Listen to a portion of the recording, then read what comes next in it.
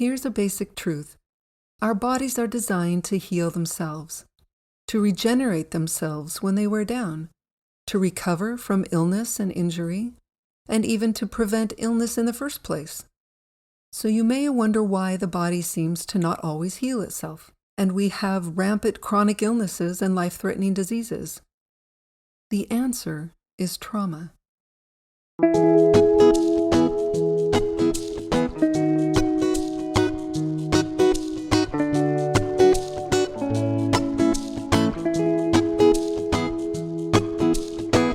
Welcome to the Serve, Love, Lift podcast. I'm Tiffany Garvin. Years ago on a quiet beach in Hawaii, I felt the weight of the pain and struggles we all face in this world and how much we need each other. Soon after, this movement was born to serve, love, and lift. I believe that we are meant to serve the world with our unique gifts, love ourselves and others, and lift each other up to live with joy. This podcast is here to help you heal your heart and your life and empower you on your path to becoming the best version of yourself. I invite you to listen carefully and jot down notes that come to mind, whether they come from me or from your own heart. Then, share this episode with 3 people who you feel could use it today. I'm so glad you're here. Let's get going. In a broad stroke, it can feel like everything in life is harder when dealing with trauma-influenced paradigms. Things like feeling safe enough to drive to an appointment, make a phone call, ask for help, or simply get out of bed in the morning can sometimes seem impossible. Even thinking clearly enough to make a decision about breakfast or which task to face first on the day's to-do list can be too much to ask. Have you ever felt any of these things? Let's take a minute to clarify what I mean by paradigms.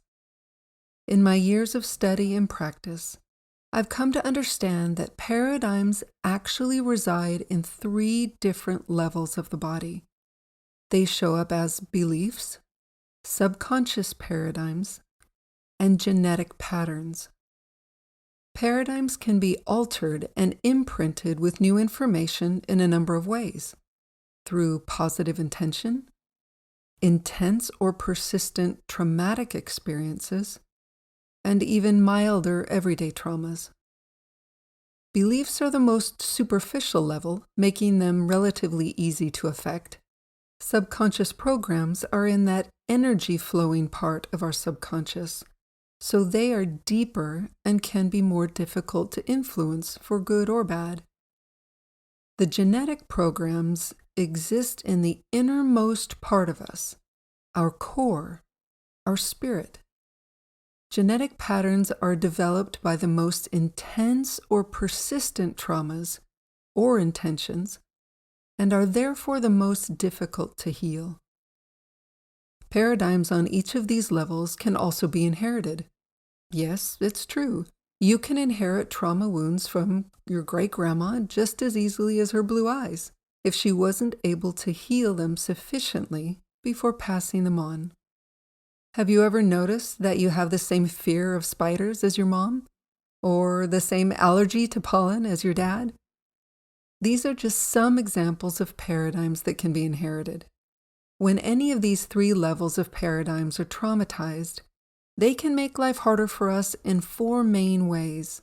They first influence how we perceive ourselves. Second, guide our behaviors. Third, interpret the world around us, including our relationship to it. And fourth, direct the inner workings of our bodies. You know, all those automatic functions inside of us like breathing, digesting, and staying alive. So let's dive into each of these a bit. This is potentially a massive conversation, so we'll consider some of the most common ways we're affected. First, paradigms influence how we perceive ourselves. They can cause us to believe that we're worthless or not enough, not good enough, not smart enough, not pretty enough, not anything enough. They can keep us feeling powerless and like a victim even when we're past the situation that may have victimized us in the first place. These paradigms can even cause us to believe that we don't matter or that our existence is insignificant. You can imagine how dangerous this trajectory could be. These paradigms are constantly distorting truth. They can make it harder to build relationships, or even make us feel lonely when we're in good relationships. They can prevent us from feeling hopeful about our future, or worse, make us feel anxious about it. Paradigms around how we perceive ourselves can sabotage our self-confidence, self-esteem, and self-image. Have you ever gone shopping and tried on a million things and none of them looked good? Paradigms like these can make it really hard to discern the truth of how an outfit looks on you. There's really no limit to the distortions from these paradigms. Second, paradigms guide our behaviors. They influence our choices and the actions we take or don't take. Traumatized paradigms can make us feel powerless to change our circumstances and feel like any effort is pointless. When in difficult situations, these paradigms can cause us to overreact instead of consciously respond. It can feel like an out-of-body experience sometimes as we yell at someone or eat an entire carton of ice cream or stay up late when we know we need sleep. We can often feel totally out of control when from the outside, others wonder why you don't just do the thing. Our behaviors can be erratic and inconsistent as we try to improve ourselves.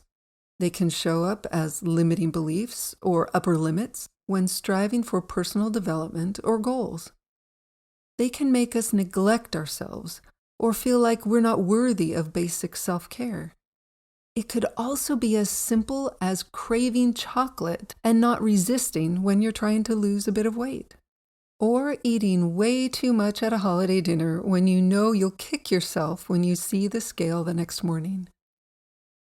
With trauma-influenced paradigms, we often behave poorly and sabotage relationships, careers, finances, health, and anything else we subconsciously feel unworthy of or out of alignment with. If a paradigm perceives something as unsafe or wrong for you, for whatever reason, it will guide your behavior, limiting your agency to make choices for yourself and remove you from that path. For example, these podcast episodes this season have been uniquely difficult to prepare, as I face my own past traumas in order to heal and teach you how to heal. My whole insides scream at me sometimes. Just working through this episode, I felt anxious, a bit panicked, hot flashes. Yeah, they're not just symptoms of menopause. Moments where I lose my train of thought and just general discomfort all over. These are all attempts from my subconscious to derail my goal of getting this information to you. It's awesome. I heal what I can, take breaks, and pray, because you're worth it. So I keep going.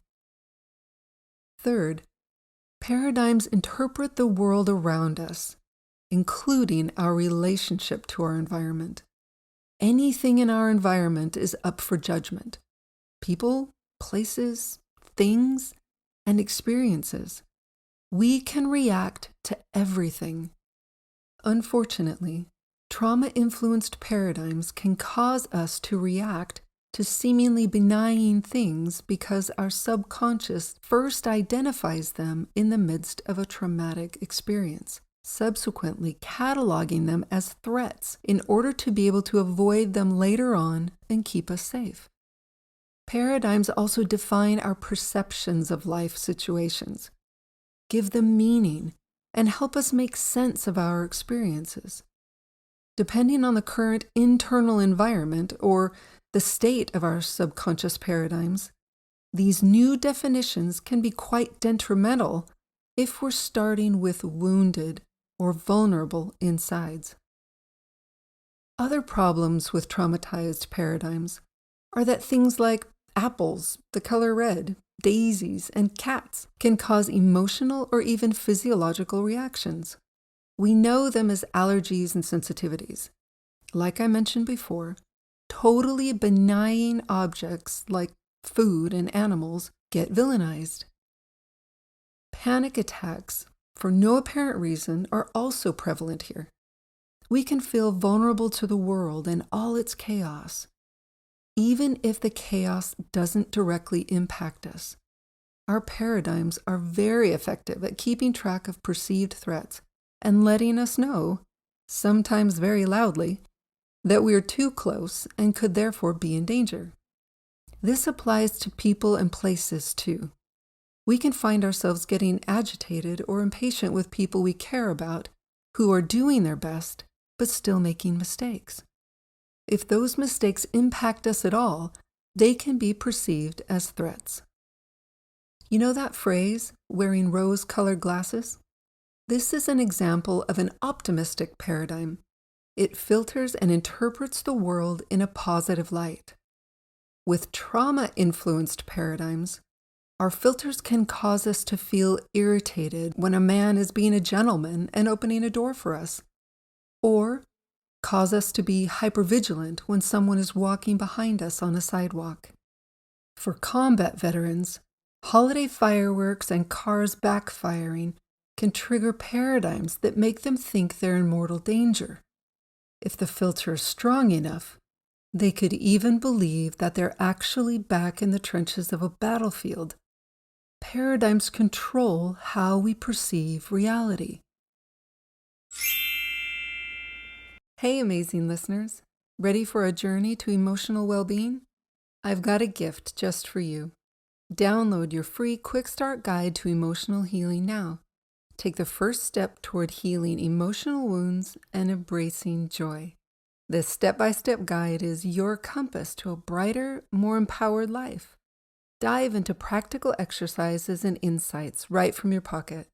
Visit tiffanygarvin.com/emotional healing to claim your free guide today. Let's start this transformative journey together. Your emotional freedom awaits.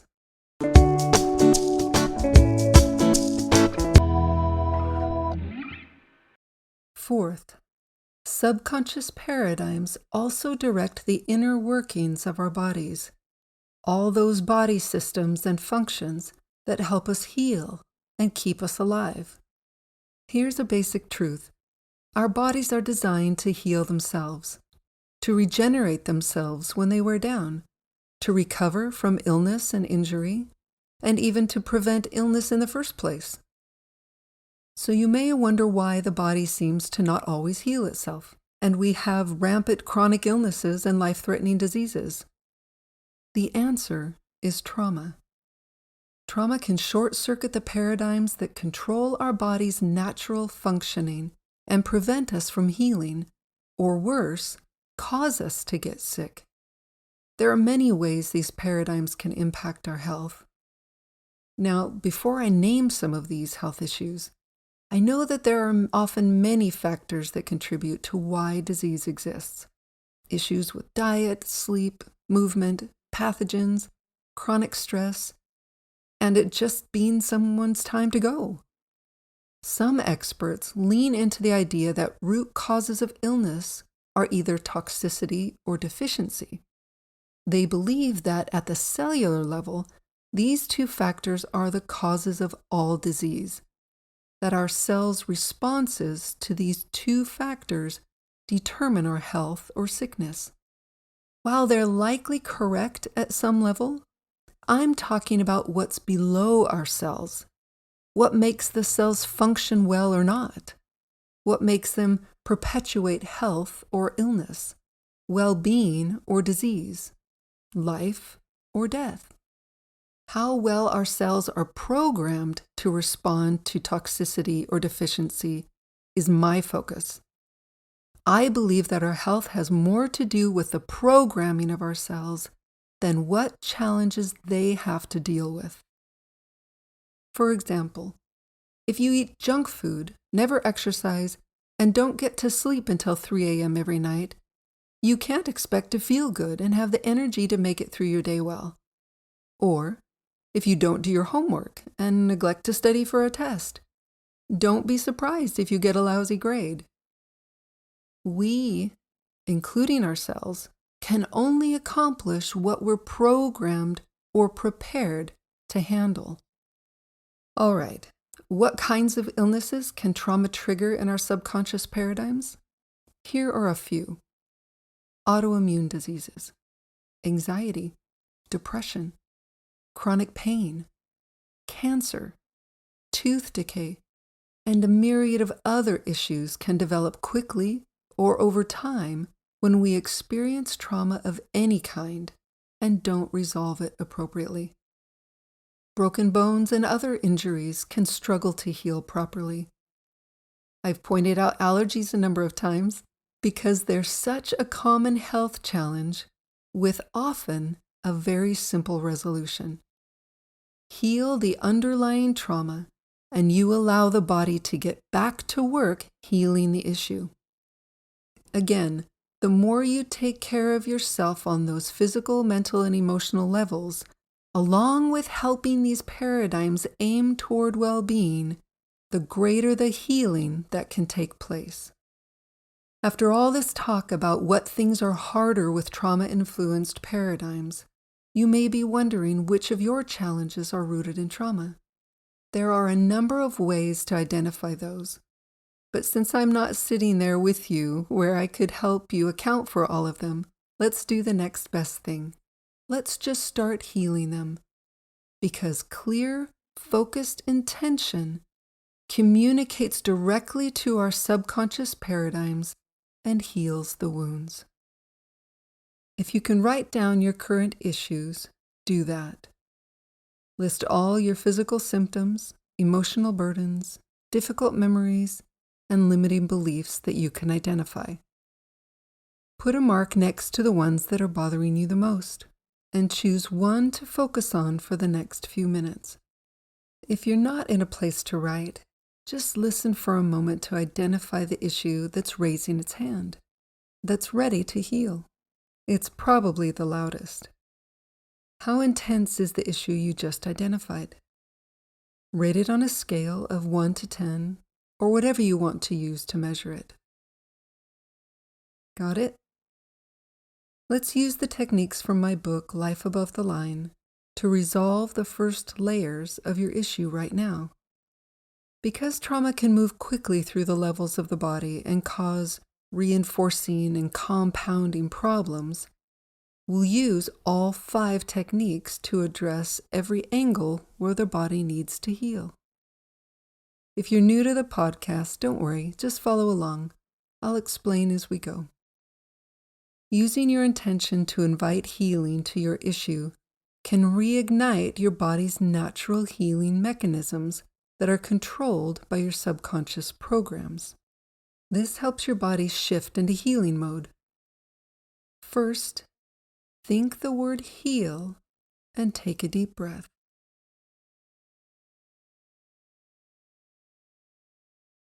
Next, sometimes we just need a bit more strength in our body systems or energy systems in order to resolve the underlying trauma wound of an issue.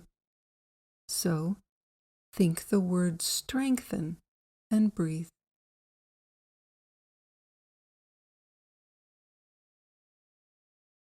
Our environments are filled with negative people and negative energies from a variety of sources. These subtle energetic traumas can impact how our bodies heal as well. So think the word remove and take a deep breath.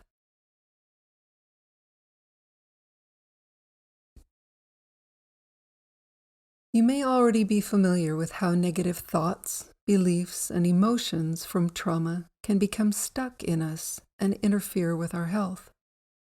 Think the word release to let go of all of these and breathe.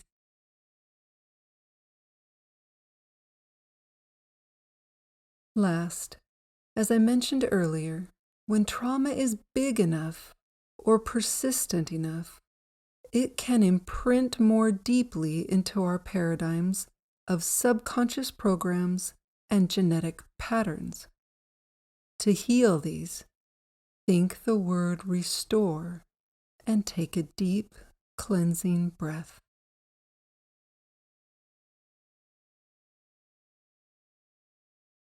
Now, check in to see where the intensity of your issue is. Acknowledge it, and let's go through the techniques again. Deeper traumas can often require multiple rounds to get through all the layers. Just be patient and hang in there. Think the word heal and breathe.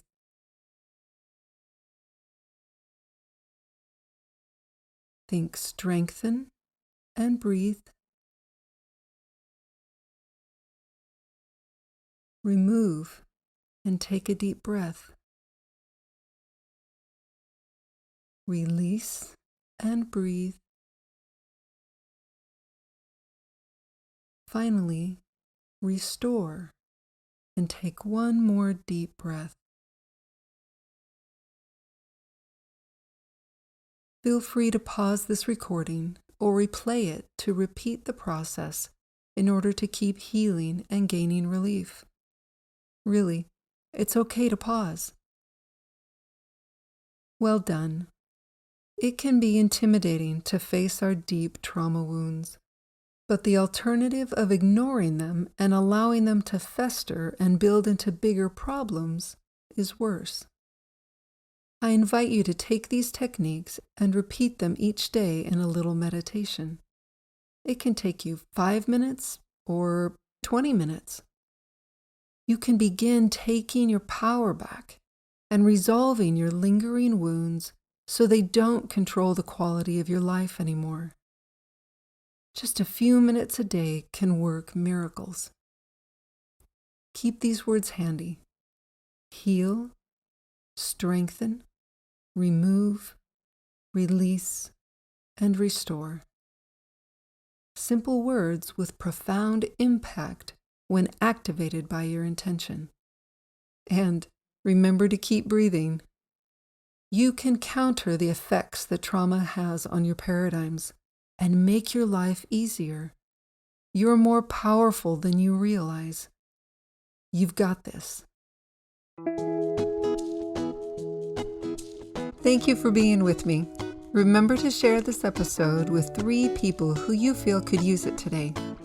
Don't want to wait for next week for new insights and wisdom? Go to www.tiffanygarvin.com/emotional healing for a free guide to help you begin healing the emotional wounds that are holding you back. Again, the link is tiffanygarvin.com/emotional healing. It will be in the show notes as well. I believe in you. See you next week.